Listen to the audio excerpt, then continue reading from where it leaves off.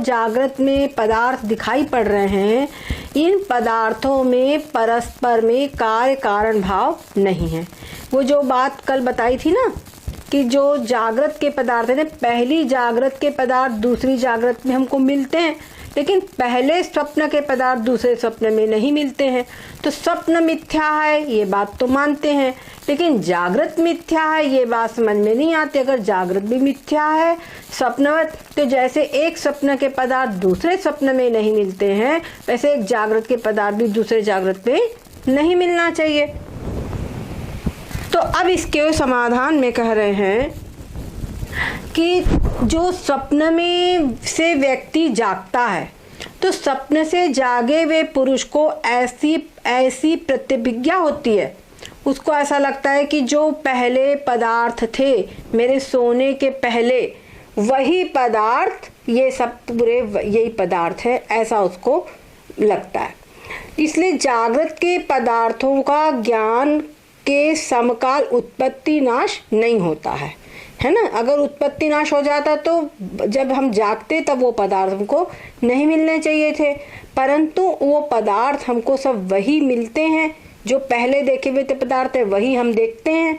इसीलिए ये बात माननी पड़ेगी कि ज्ञान से पहले भी ये पदार्थ विद्यमान थे।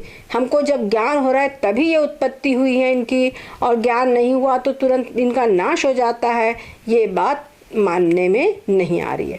और ज्ञान नाश से अनंतर भी रहते हैं। ज्ञान का नाश हुआ तब भी हम भले ही नहीं देख रहे हैं, हम अपनी आँख भले ही बंद कर लें, लेकिन वो पदार्थ तब भी रहते हैं। तथापि जैसे स्वप्न के पदार्थ 30 क्षण में उत्पन्न होते हैं और ऐसे प्रतीत होते हैं, जैसे स्वप्न हम देख रहे हैं, 2 घड़ी का स्वप्न है, आँख बंद किए और स्वप्न में दिखते, तो उत्पन्न तो उसी समय होते हैं ना, जिस समय हमको प्रतीत हो उसी समय स्वप्न उत्पन्न होता है, लेकिन दिखाई क्या पड़ता है, अरे ये तो बहुत सालों से है। स्वप्न में ऐसा लगता है बिल्कुल जैसे ये जागृत है वही सपने में वो जागृत, मतलब पूरे पदार्थ पूरा व्यवहार सब कुछ दिखाई पड़ता है। तब ऐसा लगता है कि अब भी उत्पन्न हुआ, ऐसा नहीं लगता, ऐसा लगता है पहले से ही सब कुछ है, बिल्कुल नहीं ऐसा ही कि ऐसा संसार दिखता है। तो वहाँ पर ऐसी प्रतीति होती है कि मेरे जन्म से पहले भी ये सब पदार्थ जो भी पर्वत आदि सपने में दिखाई पड़ रहे हैं, मेरे जन्म के पहले से ही ये है। और यहाँ पर तत्काल उपजे पदार्थों में बहुकाल स्थिरता की भ्रांति होती है, मतलब ऐसा कि बहुत वर्षों से ये सब कुछ है, ठीक है। याते जा अविद्या ने मिथ्या पर्वत समुद्रादिक उपजाए हैं, तिसी अविद्या से बहुकाल स्थिरता और स्थिरता, बहुकाल स्थिरता और एक है अल्पकाल स्थिरता की प्रतीति अनिर्वचनीय उत्पन्न होती है। तो जिस कह रहे हैं कि वो क्यों होती है, इनका ये कहना है, तो कह रहे हैं कि मतलब जो पदार्थ है जब स्वप्न के हैं तो उनके अंदर में किसी में ज़्यादा समय तक बहुकाल की स्थिरता, जैसे पिता है तो पिता में ऐसा लगता है कि बहुत पहले से हैं, और पुत्र बाद में उत्पन्न हुआ ऐसा लगता है ना। तो कह रहे हैं कि पिता में बहुकाल स्थिरता और पुत्र में अल्पकाल स्थिरता दिखाई देती है, वो स्थिरता भी अनिर्वचनीय ही उत्पन्न होती है। जैसे जागृत के पदार्थों में भी वैसे ही तैसे यानी उसी प्रकार से जागृत के पदार्थों में भी अनेक दिन स्थिरता है नहीं, किंतु जो जागृत के पदार्थ है उसमें भी बहुत काल से स्थिरता नहीं है, किंतु अविद्या के बल से मिथ्या स्थिरता भी पदार्थों के साथ ही उपस्थित है और प्रतीत होती है, ठीक है। जैसे पदार्थ उत्पन्न होते हैं वैसी पदार्थों में बहुकाल स्थिरता यानी बहुत समय से ये है, ऐसी प्रतीति भी क्या होता है, अनिर्वचनीय ही उत्पन्न होती है। और जो ऐसे कहे, अगर ये कहते हैं कि स्वप्न के पदार्थ साक्षात अविद्या के परिणाम हैं और जागृत के पदार्थ साक्षात अविद्या के परिणाम नहीं हैं, किंतु समझ में आया ना, जो स्वप्न के पदार्थ है, स्वप्न के जो पदार्थ है वो तो साक्षात अविद्या के परिणाम है, लेकिन जो जागृत के पदार्थ है वो साक्षात अविद्या के परिणाम नहीं है। लेकिन वो अपने अपने कारण से उत्पन्न होते। जैसे मिट्टी से घड़ा उत्पन्न होता है, रुई से कपड़ा बनता है ना, और जो बिल्डर्स लोग वो पूरी बिल्डिंग बनाते हैं। तमाम इस प्रकार का दिखाई पड़ता है, दिखाई देता है कि नहीं ऐसा सब संसार। तो ऐसा कह रहे हैं कि जो कुम्हार है वो घड़ा आदि बनाता है। तो जो भी हमको पदार्थ जागृत अवस्था में दिखाई देते हैं वो सभी पदार्थ अपने अपने कारणों से उत्पन्न होते हैं, वो सब अविद्या के परिणाम नहीं हैं। ऐसा ये पूर्व पक्ष अगर मान लो कहे तो ये बात हो रही है। तो इसके उत्तर में क्या इसका उत्तर देंगे? और वो कहेंगे साथ में कि जो साक्षात अविद्या के परिणाम अगर ये हो तो आकाश आदि क्रम से पंचभूतों की उत्पत्ति और पंचीकरण, जिनसे ब्रह्मांड की उत्पत्ति जो श्रुति में कही है वो सब असंगत हो जाएगी।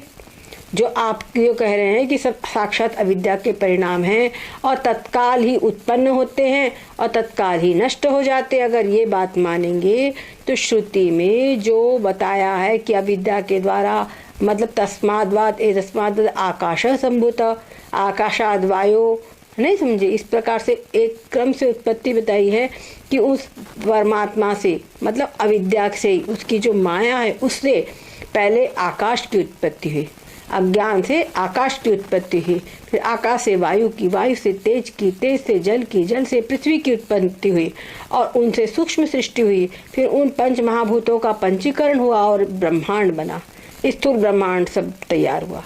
ये जो श्रुति में कहा गया है ये सब फिर असंगत हो जाएगा, विरोधाभास हो जाएगा कि नहीं, ये बात कह रहे हैं। तो इसीलिए ईश्वर सृष्टि जागृत के पदार्थ अपने अपने उपादान के परिणाम है। जो संपूर्ण ये दिखाई पड़ रहा है ये ईश्वर सृष्टि है और इस ईश्वर सृष्टि में जो जागृत के जितने भी पदार्थ है ये सब अपने अपने उपादान कारण से उत्पन्न हुए हैं। ठीक है, इसलिए कहा कि उपादान के परिणाम है, अविद्या के साक्षात परिणाम नहीं है। समझ गए? अविद्या के साक्षात परिणाम नहीं है कि अविद्या से जैसे बताया कि तमोगुण से सब पदार्थ तैयार हो गए, इस प्रकार के परिणाम नहीं है। मानते हैं कि वो बने हैं अविद्या से ही, लेकिन इस प्रकार से जो सृष्टि का क्रम बताया गया है उस प्रकार से उत्पन्न हुआ है। और ये लोग क्या बता रहे हैं, जैसे पानी में लहर, तो वो क्या एक आभास मात्र है, तो ये आभास मात्र इस प्रकार से नहीं है, ये इनका कहना पड़ रहा है। क्लियर हो रही? अब नंबर 1, स्वप्न के तो सारे पदार्थ अविद्या के परिणाम है, तिनका एक अविद्या उपादान होने से तीन पदार्थों की और तिनके ज्ञान की एक अविद्या से एक काल में उत्पत्ति संभव है। जो स्वप्न में जो पदार्थ है वो सब साक्षात अविद्या के परिणाम है, ये हम मान लेते हैं। क्यों? क्योंकि उनका एक अविद्या उपादान कारण है और उन पदार्थों की और उनके ज्ञान की एक ही काल में, सिर्फ है ना, एक काल में केवल उत्पत्ति दिखाई देती है। जितनी देर दिखती उतनी देर दिखती है, स्वप्न जितनी देर दिखता है एक काल में वो उनकी प्रतीति होती है। इसलिए ये बात तो समझ में आती है, इस बात को हम मान सकते हैं। ये बात संभव है कि वो सब साक्षात अविद्या के परिणाम है, साक्षात अज्ञान के परिणाम है। लेकिन अविद्या बोलो अज्ञान बोलो एक ही बात है। लेकिन जो जागृत के पदार्थ है वो भिन्न भिन्न कारणों से उत्पन्न होते हैं। कार्य से पहले कारण होता है, कार्य से पहले कारण होगा, निश्चित बात है। और कारण में कार्य का लय होता है, और जब लय की बात होती है तो वो कार्य का लय कारण में ही होता है। इसीलिए घट की उत्पत्ति से पहले, प्रथम का मतलब पहले, घट की उत्पत्ति से पहले तो घट की उत्पत्ति से पहले और घट नाश के बाद, ठीक है, मतलब कोई भी वस्तु जो है वो उत्पन्न हुई तो उत्पन्न होने के पहले और उत्पन्न होने के बाद, ठीक है, उत्पन्न होने यानी उसके नष्ट हो जाने के बाद, पहले उत्पन्न हुई तो उत्पन्न एक सेकंड, जैसे उत्पन्न नहीं हुई थी तो उत्पन्न जब नहीं हुई, ऐसे वो है मिट्टी का पिंड है, ठीक है, तो मिट्टी का पिंड है वो बना हुआ है पूरा पूरा, अब उससे घड़ा बनाया, तो घड़ा बनने के पहले मिट्टी है ठीक है। अच्छा, घड़ा जब टूट जाएगा तब फिर मिट्टी है, ठीक है। घड़ा टूटने के बाद में उस फिर भी मिट्टी है। तो कहने का मतलब है कि जो घड़ा है, घड़े से यानी कारण से कार्य की उत्पत्ति हुई, और वो जो कार्य है उत्पत्ति वो विनाश के बाद में फिर से कारण में लय हो जाता है, ठीक है। जो कार्य है वो विनाश के बाद फिर से कारण में लय हो जाता है, ये बात, लय हो जाता है मतलब फिर से वो जो कारण है वही रह जाता है। इस प्रकार से कोई पदार्थ अल्पकाल स्थिर और कोई अधिककाल स्थिर का कार्य कारण है। तो यहाँ से हम मिट्टी और घड़े का ही उदाहरण लिया गया। तो मिट्टी ज़्यादा समय है, उत्पत्ति के पहले भी है और नाश के अनंतर भी है, और देखा जाए तो बीच में भी मिट्टी है ना। और जो घड़ा है उस घड़े की केवल जितनी देर दिखाई देता है बीच में, मतलब उत्पन्न होने के बाद और नष्ट होने के पहले बीच में है। ऐसे भगवान ने भी कह दिया है ना भगवद गीता में कि जितने भी जो पदार्थ है ये सब अनादि निधनम, ठीक है, यानी मध्य, जो आदि में नहीं है और अंत में नहीं है, केवल मध्य काल में ही है। जितने भी पदार्थ है सब आदावंते च यद नास्ति वर्तमाने पि तथा, इस प्रकार से आगे बताए जाएंगे, ठीक है। तो वो जो पदार्थ जो भी कुछ दिखाई पड़ रहे हैं संसार के पदार्थ, ये आदि में भी नहीं है और अंत में भी नहीं, केवल मध्यकाल में ही प्रतीत हो रहे हैं। तो जो मध्यकाल में प्रतीत हो रहे हैं उनको कहेंगे इनमें अल्पकाल स्थिरता है, और जो आदि में भी है और अंत में भी है उनकी बहुकाल यानी अधिक काल स्थिरता है। तो जिनकी अधिक काल स्थिरता है वो कारण है, और जिनकी अल्पकाल स्थिरता है वो कार्य है। तो ऐसा स्वप्न का नहीं है, स्वप्न में ऐसा नहीं, स्वप्न में तो दिखा और सब लय हो जाता है, गायब हो जाता है। तो ये पूर्व पक्षी की अगर शंका है, तो पूर्व पक्ष अगर ऐसा कहता है तो उसकी शंका का उत्तर देंगे। क्या कहते हैं, सो शंका बने नहीं। क्यों? जागृत के पदार्थों की तरह स्वप्न के पदार्थों में भी कार्य कारण भाव प्रतीत होता है। जब हम स्वप्न देखते हैं तो वहाँ पिता दिखाई पड़ता है, पुत्र दिखाई पड़ता है, तो वहाँ तो यही दिखाई पड़ता है इस पिता से पुत्र उत्पन्न हुआ है। और वहाँ अगर सपने में हमको कुम्हार और घड़ा दिखाई पड़े, मिट्टी दे, तो ऐसी लगेगा ना कि मिट्टी कुम्हार ये घड़े के बनाने वाले हैं। वहाँ तो यही प्रतीत होता है, स्वप्न में दिखता है कि नहीं, ये अमुक पिता है, अमुक पुत्र है, आदि आदि। तो कह रहे हैं किसी को ऐसा स्वप्न हुए, जैसे मान लो किसी को स्वप्न देखे कि मेरी गाय को बछड़ा हुआ है, मेरी स्त्री को पुत्र हुआ है, ऐसा किसी को सपना देखे, तो वहाँ गाय में और स्त्री में कारणता है ना, कारणता की प्रतीति होती है। और जो कारण है वो बहुकाल स्थिर, मेरे बच्चे के पहले भी गाय है ना, जननी है, कारण है। तो कारण की अधिक काल प्रतीति, अधिक काल की स्थिरता कारण में प्रतीत होती है। और वत्स और पुत्र इनमें कार्यता की प्रतीति होती है और अल्पकाल स्थिरता की प्रतीति होती है इनमें, ठीक है, ये बात कह रहे हैं। तो और सारे समकाल है, और सभी चीज़ों की बात है इनके अंदर में सारे समकाल है, मतलब समान सबका काल है बाकी चीज़ों का। जहाँ कार्य कारण भाव है वहाँ पे अल्पकाल और बहुकाल की प्रतीति होती है। तो कोई किसी का कारण नहीं है, बाकी जो चीज़ें हैं वो सब समकाल है, उनमें कोई किसी का कारण नहीं। किंतु गौ वत्स स्त्री आदिगण का अविद्या ही उपादान है। जितने भी अन्य चीजें हमको दिखाई पड़ रही है वो सब चीजें समकाल है। समकाल मतलब उतने ही समय तक है, वो मतलब समान समय तक के है, जब उनकी उत्पत्ति और नष्ट होना सब एक ही साथ में होगा। किंतु जैसे गाय दिखी, स्त्री दिखी जिन्होंने पुत्र की उत्पत्ति की है, तो ऐसे जो है इनका अविद्या ही उपादान कार्य है, ठीक है। गौ वस्त्र स्त्री, यहाँ पर कोई क्या हो रहा है, यहाँ पे कारणपना और कार्यपना दिखाई पड़ रहा है।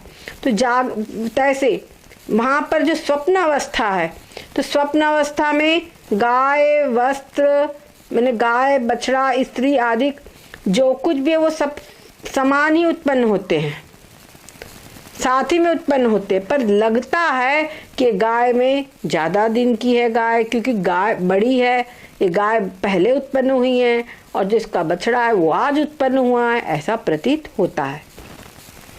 तो कह रहे हैं वास्तव में कोई किसी का कारण नहीं है, किंतु इसमें वहाँ स्वप्न में अन्य जो पदार्थ दिखाई पड़ते वहाँ किसी में कार्य कारण भाव नहीं दिखाई पड़ता, पर जिसके गाय को बच्चा हुआ तो गाय और बच्चे में कार्य कारण भाव दिखता है।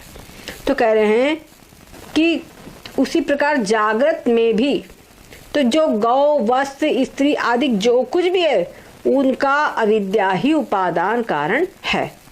और कह रहे हैं तैसे जागृत में भी कोई अधिक काल स्थायी कारण स्वरूप से, कोई न्यून काल स्थायी कार्य रूप से स्वप्न की न्यायी प्रतीत होते हैं। सब जागृत में भी सभी पदार्थ में कोई तो ऐसा लगता है इसके एज बहुत ज़्यादा है, ये बहुत मतलब अधिक समय तक रहेगा, और कोई छोटा है बच्चा है तो ऐसा लगता है इसके अंदर में थोड़े दिन का पैदा हुआ है ना। तो क्या होता है इनमें बहुकाल स्थिरता और अल्पकाल स्थिरता, इस प्रकार का भेद जागृत में भी उसी प्रकार दिखाई पड़ता है। जैसे स्वप्न का आपने कहा स्वप्न, जो स्वप्न में भी प्रतीत होता है ऐसा, और जागृत में भी उसी प्रकार से प्रतीत होता है। और तो कह रहे हैं कोई वास्तव में किसी का परस्पर कार्य कारण नहीं है, वास्तव में किसी में कार्य कारण भाव नहीं है, केवल प्रतीत होता है कि माता पिता बच्चे को उत्पन्न करने वाले हैं और बच्चा जो है उनसे उत्पन्न हुआ ये कार्य है, ये प्रतीति मात्र होती है और वास्तव में वहाँ पे ये कुछ भी नहीं है। और श्रुति में जो क्रम से सृष्टि कही है, श्रुति में क्रम से सृष्टि कही गई है, ऐसा नहीं कि पहले कुछ भी बोल दिया। यहाँ तक आकाश वायु तेज जल और पृथ्वी, हमारे गुरु महाराज बड़े महाराज जी सब बोलते थे इसको क्रम से याद करो। क्यों क्रम से याद करो? क्योंकि अगर तुमने एक क्रम याद कर लिया तो तुमको ये भी ध्यान में रहेगा कि आकाश से वायु उत्पन्न हुआ, वायु से तेज, तेज से जल, जल से पृथ्वी, ऐसे तुमको दिमाग में रहेगा, है ना। और अगर क्रम ना रहा तो तब उटपटांग काम हो जाएगा।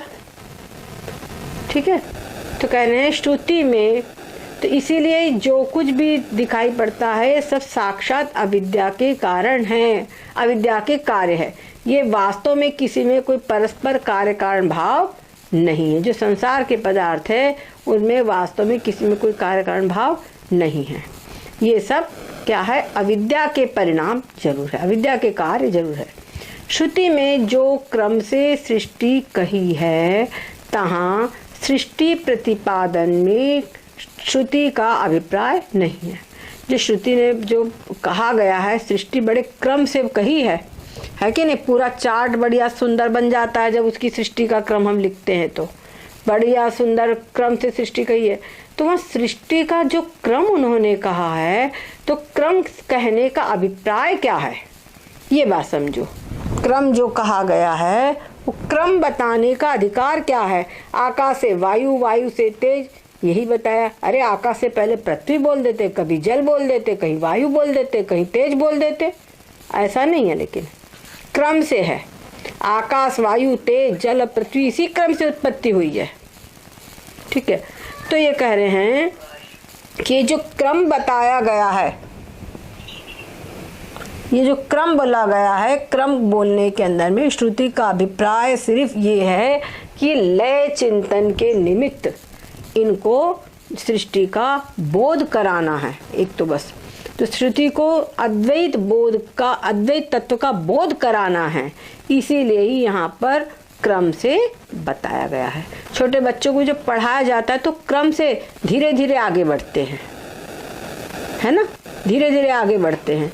तो वैसे ही यहाँ पर भी वो जो है सब जिज्ञासु वो धीरे धीरे आगे बढ़ सके, इसलिए उनके अंदर में ये नींव डाली जाती है कि इस प्रकार से आकाश वायु तेज जल की पृथ्वी इनकी उत्पत्ति हुई है। अब कह रहे हैं सारे पदार्थ जितने भी है वो परमात्मा से उपजे हैं, परमात्मा से उत्पन्न है, इसलिए ताके विवर्त है। ठीक है, इसलिए वो सब परमात्मा के विवर्त है। जो जाका विवर्त होवे सो ताका ही स्वरूप होवे है। ये सिद्धांत याद कर लो, जो जिसका विवर्त होता है वो क्या होता है, उसी का स्वरूप होता है। जैसे लहर है, वो जल की विवर्त है, लहर जल का विवर्त है, तो लहर जल का जल स्वरूप ही तो है। ठीक है, लहर जो है वो जल स्वरूप ही है, ऐसे बता रहे। तो जो जिसका विवर्त होगा वो वही स्वरूप होता है, उसका स्वरूप वही होता है। आगे कहते हैं इसीलिए सारा नाम रूप ब्रह्म से पृथक नहीं है, सब कुछ ब्रह्म ही है। इस अर्थ का बोधन करने को सृष्टि का प्रयोजन है। सृष्टि उत्पन्न हुई है, ये इसीलिए बताया गया है ताकि सब लोग इस चीज को समझ सके। क्लियर है? तो सृष्टि का और प्रयोजन नहीं है। तहाँ क्रम का जो कथन है सो स्थूल दृष्टि को विपरीत क्रम में लय चिंतन के निमित्त है। अभी जो क्रम बताया गया है वो क्रम इसलिए बताया गया है कि जिस व्यक्ति ने ओमकार का चिंतन किया, पिछली बार बताया गया था, सब किया, लेकिन उसको अद्वैत में उसकी वृत्ति नहीं टिकी, उसकी वृत्ति अद्वैत में नहीं टिकी, तो उसका भी कल्याण तो श्रुति को करना है ना। माता पिता जो होते हैं वो देखते हैं हमारा छोटा बच्चा नहीं पढ़ रहा है या मध्यम बच्चा नहीं पढ़ रहा है, तो उसके लिए नाना प्रकार की युक्तियां करते हैं। अरे हमारा बच्चा ये पढ़ लेगा, हम इसको इतने पैसे इनाम देंगे, इतनी अमुक चीज इसको इनाम में देंगे। देते हैं कि नहीं देते? और वो बच्चा जब पढ़ लेता है तब की बात कुछ और हो जाती है ना। उसको लालच देते हैं कि बच्चा पढ़े, उसके अंदर में उसी हिसाब से पढ़ जाता है, तब उसको फिर वो वस्तुओं का लालच नहीं लुभा पाता। क्यों? तब उसको लगता है चीज क्या है, मेरे को जो विद्या मिली वो बहुत बड़ी चीज है, जब समझने वाला हो जाता है तब। और नहीं तो पहले तो थोड़े से पुरस्कार के पीछे सारी विद्या गंवाने को तैयार था, सब चला जाए, ये स्थिति थी। ठीक है, तो यहाँ पर उसी प्रकार से जैसे बच्चे को नाना प्रकार की युक्तियों के द्वारा नाना प्रकार के लोभ